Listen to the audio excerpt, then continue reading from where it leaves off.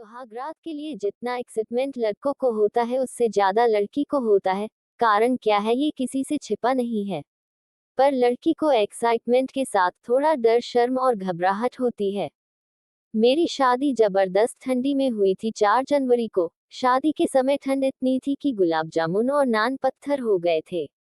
क्योंकि हम बिहार से हैं तो शादी के बाद तुरंत सुहागरात नहीं होती है। हमारे यहाँ एक रस्म होती है कंगन छुड़ाई की। उसके बाद ही आपके पतिदेव आपके करीब सकते हैं। और इधर हमारे यहाँ शादी में फर्नीचर और बेड हमेशा से लड़की की तरफ से दिया जाता है। शादी के बाद तमाम तरह के फंक्शन होते हैं।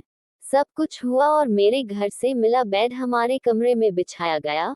बेड पर बढ़िया डनलैप का गद्दा भी बिछाया गया और फिर कमरे में सेज सजाई गई। सारे रस्मों रिवाज के बाद अब बारी थी पतिदेव के साथ समागम रचाने की। जैसे ही हम कमरे में आए उस समय रात के 10 बज रहे थे और घर में सन्नाटा छा गया था। एक सुई भी गिरती आवाज पूरे घर में आती। कमरे में घुसते ही जैसे मैं पतिदेव के करीब गई, अजीब सी चीबर चिबर की आवाज आई। जब हमने देखा तो गद्दे पर से पन्नी भी नहीं हटी थी उसे और वो जोर जोर से आवाज कर रही थी। पूरी रात हमने यही सोच के सिर्फ लेट के बिता दी कि बाहर आवाज आ जाएगी तो लोग क्या सोचेंगे। लेकिन ज्यादा देर तक रहा नहीं गया और 3 बजे हमने भी सोचा अब सब सो गए होंगे, चलो करते हैं।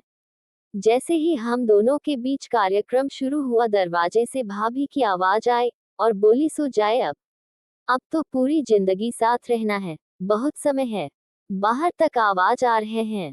मैं शर्म के मारे लाल हो गई और बिना कुछ हुए हमारी सुहागरात बन गई। सुबह उठी तो दरवाजा खोलते भाभी सामने खड़ी थी और मुस्कुराते हुए मुझे देख रही थी। मैंने भी उन्हें मुस्कुराते हुए देखा और मन में सोचने लगी कि जिसके लिए ये मुस्कुरा कर देख रही हैं, वो तो कुछ हुआ ही नहीं है। और ऐसी थी मेरी सुहागरात।